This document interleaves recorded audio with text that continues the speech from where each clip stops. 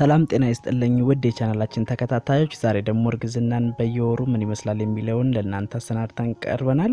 እስከ ፕሮግራማችን ፍጻሜ ድረስ አብራችሁን እንድትሆኑ እንዲሁም አስተያየት ካላችሁ ኮሜንት ላይ እንድትጽፉልን፣ ለቻናላችን ደግሞ አዲስ ከሆናችሁ የቻናላችን ቤተሰቦች እንዲሆኑ ሰብስክራይብ የምትለዋንና የደወል ምልክቷን በመጫን የቤተሰባችን አባል እንዲሆኑ፣ ቪዲዮውን ከወደዱት ደግሞ ላይክ በማድረግ አብራችሁን እንድትቆዩ በአክብሮት እንጋብዛለን። ሰላም እንዴት ናችሁ ውድ እናቶች እንዲሁም የፕሮግራማችን ተከታታዮች። ዛሬ እንግዲህ ዘጠነኛው የእርግዝና ወር የመጨረሻውን የእርግዝና ወር ምን ይመስላል የሚለውን አብረን እንመለከታለን። እንደዚሁም ይሄን ፕሮግራም ከሰራም በኋላ ስለምጥ ቪዲዮዎችን እንሰራለን።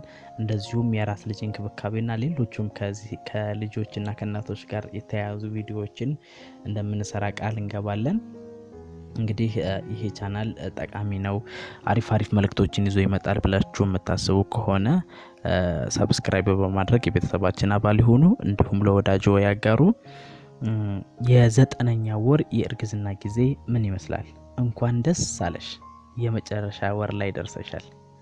ሆዴ መቼም ከዚህ በላይ የትም ሊሄድ አይችልም እያልሽ ነው አይደል?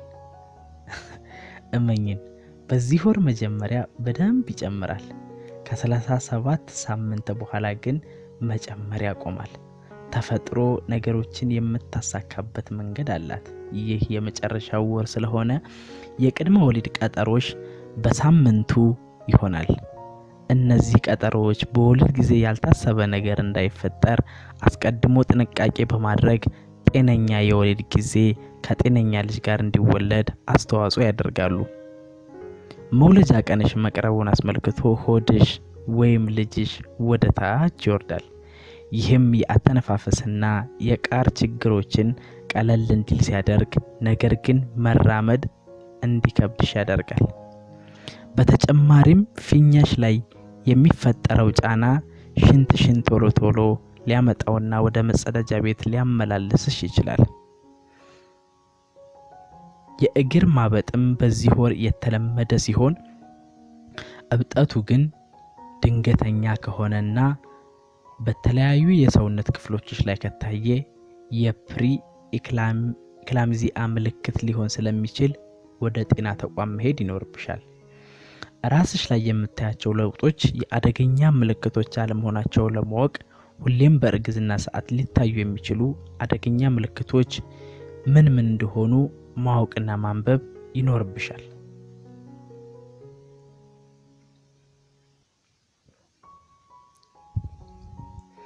ይህ ጊዜ የምጥ ምልክቶችን ጠንቅቀሽ ማወቅ የሚጠበቅብሽ ወቅት ነው።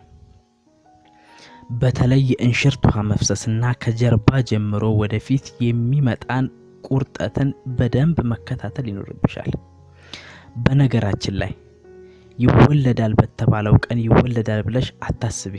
ወደፊት ሊመጣ ወይም ወደ ኋላ ሊቀር ይችላል። ልጅሽ ቀኑ ስለደረሰ ሳይሆን ዝግጁ ሲሆን ነው የሚወለደው።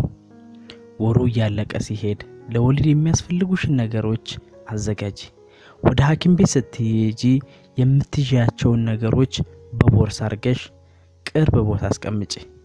መዘገጃጀት እንዳለ ሆኖ ራስሽን ግን አታድክሚ። ለምጥ ኃይል ያስፈልግሻልና ኃይልሽን ቆጥቢ። ስለምጥና ወሊድ አስፈላጊ መረጃዎችን ማወቅ በጣም ጠቃሚ በመሆኑ በወሊድ ስር የተቀመጡ ቪዲዮዎችን እንድታይ እንመክራለን። በተረፈ ግን ትንፋሽ ውሰጂ፣ ተረጋጊ። ልጅሽን ለማየትና ለማቀፍ ተዘጋጂ። ከወሊድ በኋላም አብረንሻለን። ስለ ልጅሽ መወለጃው ሲደርስ ገላውን ሸፍኖት የነበረው ጸጉርና ቆዳውን ከእንሽርት ውሃ ሲከላከለው የነበረው ዘለግላጋና ነጭ ሽፋን መርገፍ ይጀምራሉ። እነዚህንም መልሶ በመዋጥ እንደተወለደ የሚኖረውን ጥቁርና ዘለግላጋ ሰገራ ያጣራል። ለወሊድ ዝግጁ በመሆን ጭንቅላቱን ወደ ታች ያዞራል። በዚህ ወር መጨረሻ ልጅሽ ለመወለድ ሙሉ በሙሉ ዝግጁ ይሆናል። ሆኖም ከተወለደ በኋላ ለተወሰኑ ሳምንቶች ቆዳው ይላላጣል። በደንብ ማየት አይችልም። ሰውነቱ እጥፍጥፍ ያለ ይሆናል። የውጭውን ዓለም ለመልመድ ጊዜ ያስፈልገዋል። ምክንያቱም ያንቺ ሆድ እዚህ ዓለም ላይ ካለው ነገር ለሱ ሰፊው ነው፣ ለሱ ምቹ ነው፣ ለሱ ምርጥ ነገሩ ነው። ግን መወለድ አይቀርምና ወደዚህ ዓለም መምጣት አይቀርምና የግዴታ የውጭውን ዓለም መልመድ ያስፈልገዋልና ለዚህም ጊዜ ስጪው፣ አብረሽው ሁኚ፣ ተንከባከቢው። በወሩ መጨረሻ አጥንቱ በጣም ጠንካራ በመሆኑ እንደተወለደ ጣትሽን ብትሰጪው አጠንክሮ ይይዛል። ሰውነቱ ሙሉ ለሙሉ በማደግ ውጭ ለሚጠብቀው ህይወት ዝግጁ ይሆናል። ጭንቅላቱም ጸጉር በማብቀል ሲወለድ ሰው እንዲመስል ይረዳዋል። ከ37 ሳምንት በኋላ መውለድ ጽንሱ ላይ ችግር ባያመጣም ማህፀን ውስጥ በቆየ ቁጥር አይምሮውና ሳምባው በተሻለ መንገድ ያድጋል። የጤና ችግር ቢኖርና በቀዶ ጥገና መውለድ ቢኖርብሽም እንኳን አስገዳጅ ጉዳይ ከሌለ በስተቀር እስከ 40 ሳምንት ትጠብቂያለሽ። ታዲያ በእነዚያ ጊዜያቶች ከአእምሮና ከሳምባ እድገት በተጨማሪ ሰውነቱን በቅባት ይሸፍናል። ይህም ቅባት ሰውነቱን ከብርድ የሚከላከልበት መንገድ ነው። ሆኖም ምንም ብርድ ሳይነካው ማህፀን ውስጥ 9 ወር የኖረ ህፃን ሲወለድ ሙቀቱን መቆጣጠር ሊያቅተው ይችላል። ለዛም ነው እንደተወለደ ከእናትየው ሰውነት ጋር ንክኪ እንዲኖረውና ሙቀት እንዲያገኝ የሚደረገው። ምንም እንኳን ጤነኛ እርግዝና ብታሳልፊም ሁሉም በጤና ማዕከል መውለድ የተሻለ መሆኑን አምነሽ በጤና ተቋም ውለጂ።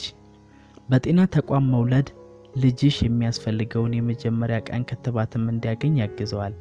አንድ ህፃን በተወለደ ዕለት የሳምባ ነቀርሳና የልጅነት ልምሻን የሚከላከል ክትባት ያገኛል። ይህም ለጤናማ እድገቱ ትልቅ አስተዋጽኦ ይኖረዋል። አሁን ልጅሽ ከ3 እስከ 3.5 ኪሎ ግራም ይመዝናል። ከ30 እስከ 55 ወይም ከ50 እስከ 55 ሴንቲሜትር ይረዝማል። በአይን ቢታይ ትልቅ የዱባ ያክላል። አሁንማ ራስሽን በአይንሽ ታይዋለሽ። በድጋሚ እንኳን አይንሽን በአይንሽ ለማየት አበቃሽ። እንኳን ወዳጅ ዘመዶችሽ ደስ አላቸው። እንኳን ልጅሽን በሰላም ተገላገልሽ። ውድ እናቶች፣ በቀጣይ ለእናንተ ይጠቅማሉ ብለን ያሰብናቸውን ነገሮች በሙሉ ከልጅሽ ጋር በተያያዘ ከአንቺ ጋር በተያያዘ ያሉትን ነገሮች በተገቢው ሰዓትና ጊዜ እንደምናቀርብላችሁ ቃል የገባን፣ ሰብስክራይብና ላይክ በማድረግ የቤተሰባችን አባል እንዲሆኑ፣ እንደዚሁም ጥያቄ ካላችሁ ኮሜንት ላይ እንድትጽፉልን በአክብሮት እንጠይቃለን። እስካሁን ለነበረን ጊዜ ላቅ ያለ ምስጋናዬን እያቀረብኩኝ በቀጣይ በሌላ ፕሮግራም እስከምንገናኝ ድረስ ደህና ሁኑ።